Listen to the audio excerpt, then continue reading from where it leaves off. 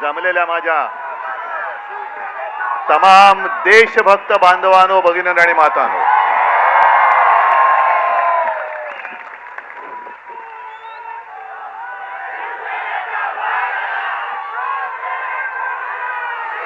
आता एक पोस्टर काहीतरी होतं.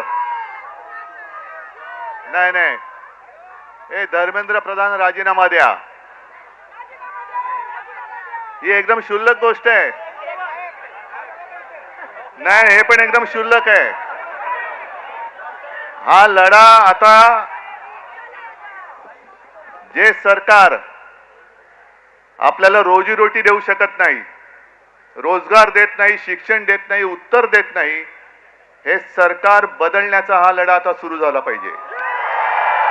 आम्हाला धर्मेंद्र प्रधान नकोय, आता हे सरकार नकोय.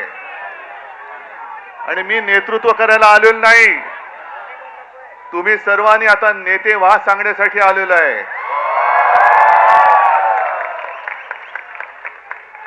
फक्त मला एक तुमच्याकडनं वचन पाहिजे. ही आज दिसते ती जाग आहे, आज दिसणारी आग आहे, हे सरकार बदलेपर्यंत टिकणार की नाही टिकणार?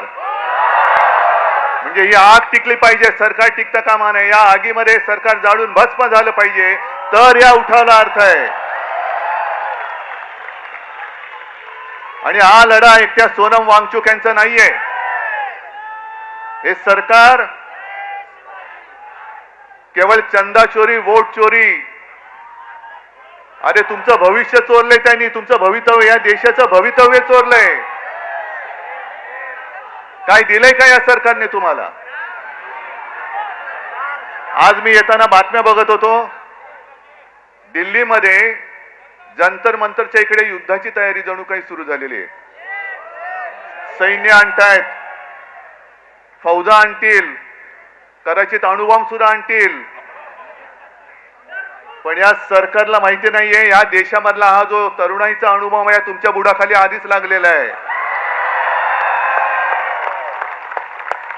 आणि हे आता तुमची जी काय युद्धाची तयारी आहे, ही तयारी जर का नीट परीक्षेच्या वेळेला नीट केली असती तर तुमच्या बुडाला सुरुंग लागला नसता,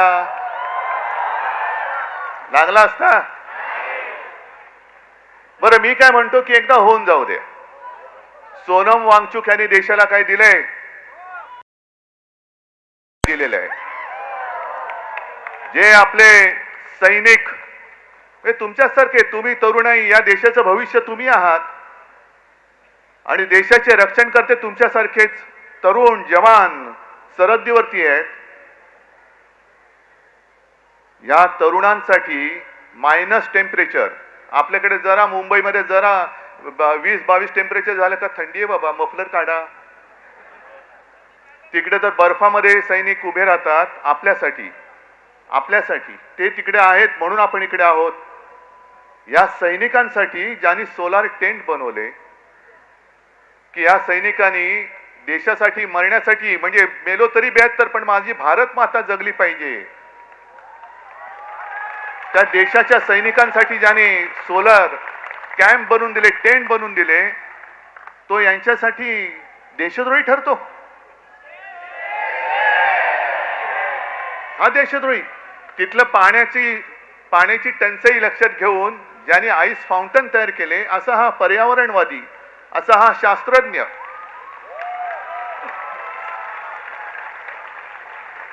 हा यांच्यासाठी देशद्रोही. मग नेमकं देशप्रेम आहे तरी कुठे? देशप्रेम कोण आहे? कुठे? यांचं देशप्रेम नाही, अदानीचे सगळे प्रेमी, यांचे सगळे उद्योगपतींचे प्रेमी आहेत.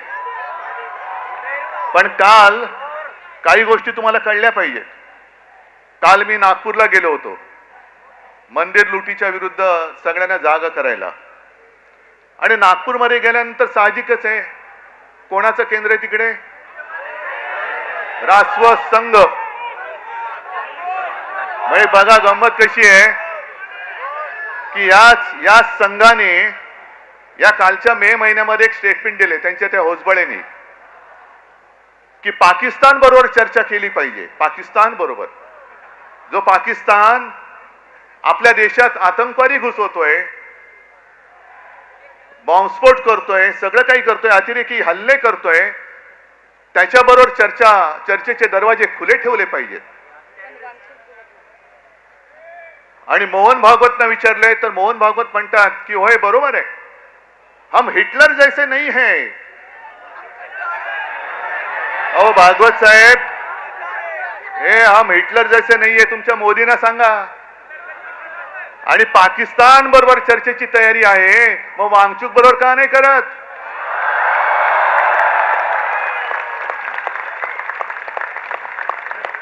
जो देश आपल्या सैनिकांचे बळी घेतोय त्याच्याबरोबर चर्चा, आणि जो माणूस आपल्या सैनिकांसाठी सोलार टेंट बनवतोय, अरे त्याच्या बुद्धिमत्तेचा वापर करून घ्या या देशासाठी. अशी माणसं होत नाहीत परत परत, अशी माणसं होत नाहीत. मग ही सगळं आहे जे काय बघतोय ना, आज सगळे तिकडे पोलीस फाटा वगैरे आणतायत, कोणासाठी आणताय? अरे एवढे घुसवा ना तर पाक व्याप्त काश्मीरमध्ये का नाही घुसवत तुम्ही? माझ्या नौजवान सगळ्या तरुण आणि या तरुणाई विरुद्ध तुम्ही आणखीन जे देशाच्या रक्षणासाठी सैन्यात जमा झालेले ते भरती झालेले तरुण वापरणार, म्हणजे तरुणांनाच तरुणाच्या विरुद्ध उभे करणार, आणि तुम्ही काय तिकडे जिलब्या पडत बसणार का ढोकळा खात बसणार?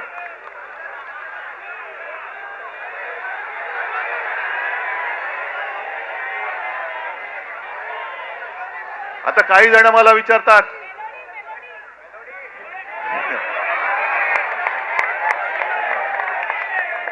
नहीं मेलोडी खाओ खुद जान जाओ, तो फिर मुझे बात करने की क्या बात है? आप जाओ उधर कोने पे मेलोडी ले लो और सब खुद जान जाओ, जो भी जानना है जान लो, समझ जाओ. मैं तिकडे चॉकलेटच्या गोळ्या आणि आमच्या तरुणांना बंदुकीच्या गोळ्या. नाही हे सरकार, म्हणून मी म्हंटल ना, आहोत ना आम्ही हिंदुत्ववादी आहोतच, पण कट्टर देशाभिमानी हिंदू आहोत. धर्माच्या आधारावरती केवळ शेंडी जानवाचं हिंदुत्ववाले आम्ही हिंदू नाही आहोत, आम्ही देशभक्त हिंदू आहोत.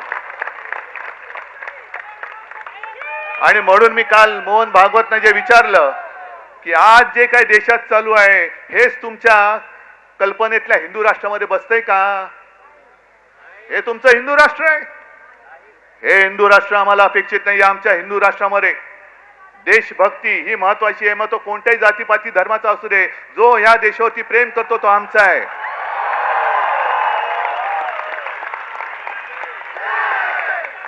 पण गंमत कशी आणखीन असते ती बघा.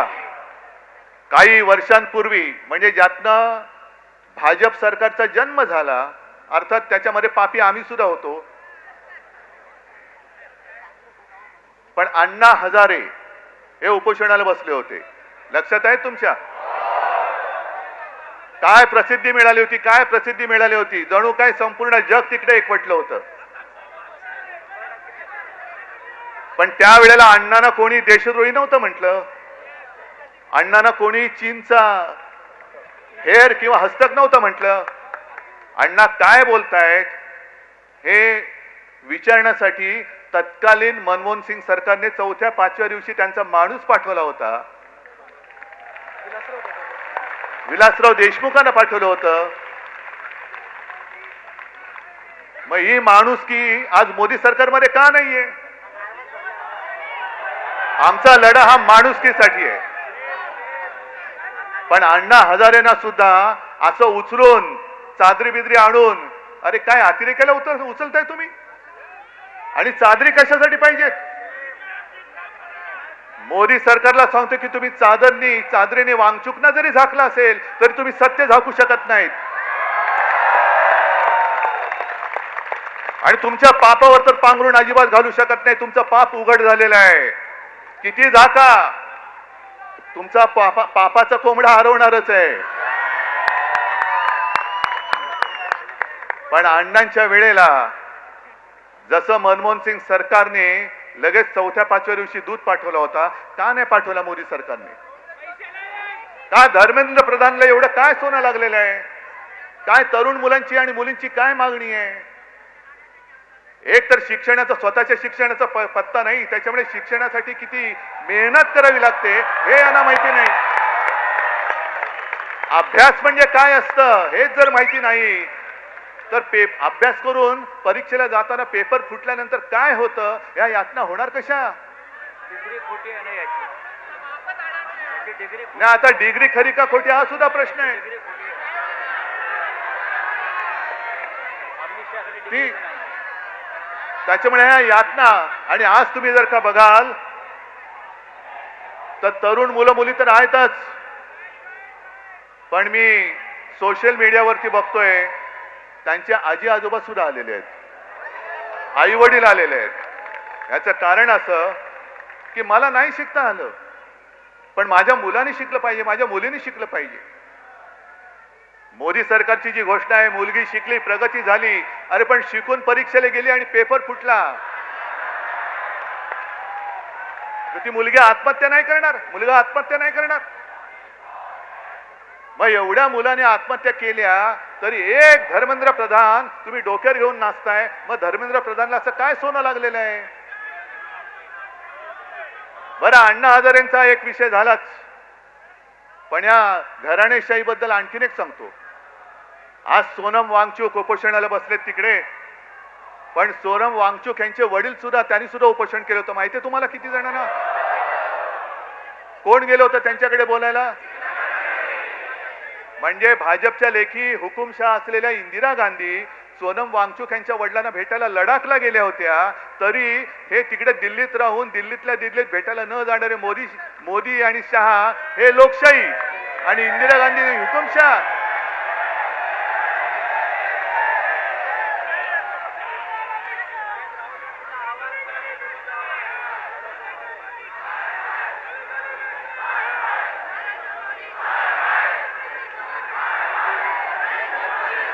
एक मिनिट, हा गली गली में शोर आहे, बरोबर आहे, पण तुम्ही जिथून जिथून आलाय, कुठल्याही गल्लीतनं आला असाल, कुठल्याही गावातनं आला असाल, त्या गल्ली गल्लीमध्ये तुम्हाला शोर करावा लागेल,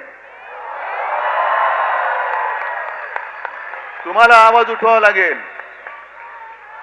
मला जे प्रश्न विचारत होते त्यांना मी हेच सांगतोय की तुम्ही दिल्लीला जाणार का? हो, वेळ येईल तेव्हा मी नक्की जाईन, पण मी एकटा गेलो असतो तर फरक नसता पडला. आज हे सगळे एवढे जण इकडे जमलेत, अख्खा महाराष्ट्र आज तिकडे उभा आहे. आणि हे आंदोलन आता फक्त जंतर मंतर पुरतं मर्यादित ठेवायचं नाही. देशातल्या प्रत्येक कानाकोपऱ्यामध्ये काय तुमची घोषणा? नाही, आणखीन काय बोललात? गली गली में.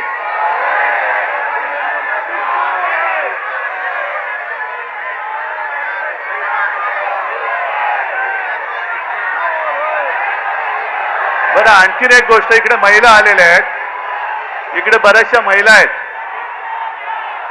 महिलांनी मला पटकन सांगायचं,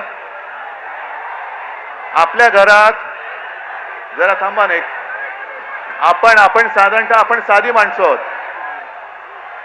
आपल्या घरामध्ये साधारणतः असं मानलं जातं की साधी महिला ही झुरळाला घाबरते ना.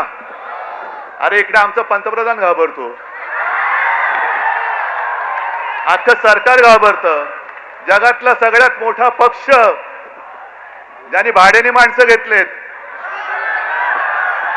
हे भाडकं वाचलं की असं होतं, भाड्याने म्हणजे माणसं चोरून पक्ष वाढवला ना की असा पक्ष झुरळाला घाबरतो. आता कळलं मला की हा पक्ष झुरळाला का घाबरतो. हे सत्ताधारी झुरळाला का घाबरतात? कारण यांच्याकडे स्वतःची माणसं नाही आहेत, सगळी भाडकाऊ आहेत, चोरून आणलेली गद्दार आहेत.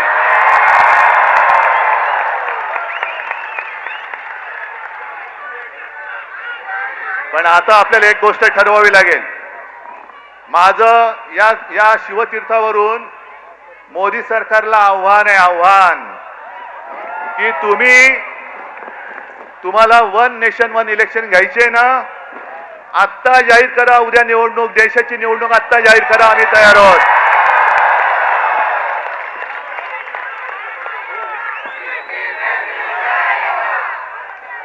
नेशन म्हणजे काय असतं, राष्ट्र म्हणजे काय असतं, या राष्ट्राची ताकद या माजलेल्या सत्ताधाऱ्यांना दाखवून देण्याची आता वेळ आणि संधी आलेली आहे. काय असतं नेशन म्हणजे काय असतं, राष्ट्र म्हणजे काय असतं. तुम्ही या माझ्या तरुणांना जे उद्या देशाचं भविष्य आहेत त्यांना कॉक्रोच म्हणता, पण आज तुम्ही बेशरमपणाने तिकडे गादीवरती बसलायत. जर आपल्याला स्वातंत्र्य मिळालं नसतं तर त्यांची बुडं टेकायला या गाद्या मिळाल्या नसत्या.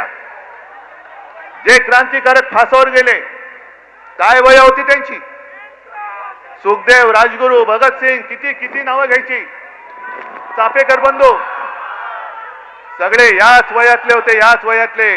ज्यांना आज आपण जेन झी म्हणतो, ती काय झुरळ होती. तुम्हाला काय झुरळामुळे स्वातंत्र्य मिळालंय. जर आपल्या स्वतःच्या प्राणाची पर्वा न करता, घराची कुटुंबाची पर्वा न करता तेव्हाची तरुण मुलं यांनी जर का देशाच्या स्वातंत्र्यासाठी बलिदान केलं नसतं तर आज आपल्याला स्वातंत्र्य बघायला मिळालं नसतं. मग स्वातंत्र्यासाठी ज्यांनी स्वातंत्र्यासाठी बलिदान केलं ते स्वातंत्र्य आपण टिकवू शकतो आहोत की नाही, ते टिकवणं आपलं काम आहे की नाही, आपलं कर्तव्य आहे की नाही. आणि जे आपल्याला झुरळ म्हणतायत, होय मी सुद्धा झुरळ आहे. कोणी एकेकाळी मी सुद्धा याच वयात होतो. जर तुम्ही तरुण मुलांना झुरळ बोलत असाल तर झुरळांचे आई वडील सुद्धा झुरळच आहेत. हा देश काय झुरळांचा देश आहे. आपण आता ठरवलं पाहिजे की जो आपल्याला झुरळ म्हणतोय, जो आपल्याला न्याय हक्क नाकारतो आहे, या सगळ्या सत्तेला चिकटलेल्या गोचिडी आहेत. गोचिडी, मी आज त्या सत्तेला चिकटलेल्या ना गोचिडी म्हणतोय. जे सत्तेला चिकटून राहिलेत आणि लोकशाहीचं रक्त पितायत, या सत्तेला चिकटलेल्या लोकशाहीचं रक्त पिणाऱ्या गोचिड्या आपल्याला खेचून बाहेर काढाव्याच लागतील. आणि आजपासून हा लढा सुरू होतोय. तिकडे जंतर मंतरला काय करतील सांगता येत नाही, कारण सगळं सैन्याची जमवाजमव सुरू झालेली आहे. इंग्रजांनी सुद्धा असं 100-150 वर्ष राज्य केलं होतं. पण देशातली जनता जेव्हा एकजुटीने रस्त्यावरती उतरली तेव्हा इंग्रजांना सुद्धा इथून पाय काढून पळावं लागलं होतं. तसंच यांना आपल्याला करावं लागेल.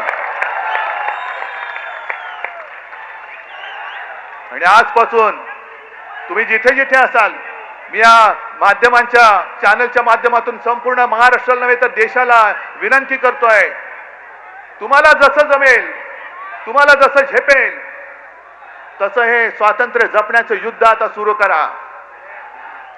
जिथे सभा घ्यायच्या सभा घ्या, जिथे मेणबत्त्यांचा मोर्चा काढायचा मेणबत्त्या मोर्चा, जिथे मशाल मोर्चा काढा, मानवी साखळी तर मानवी साखळी करा.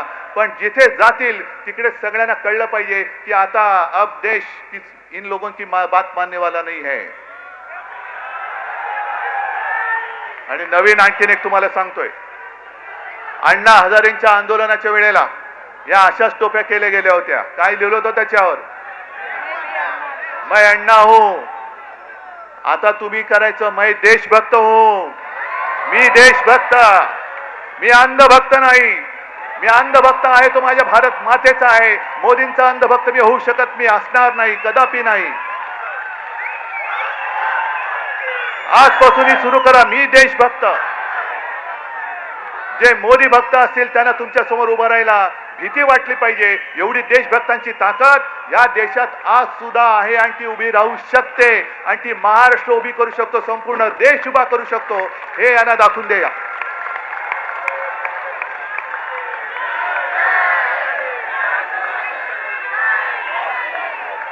आज तुम्ही एवढ्या मोठ्या संख्येने आलेला आहात.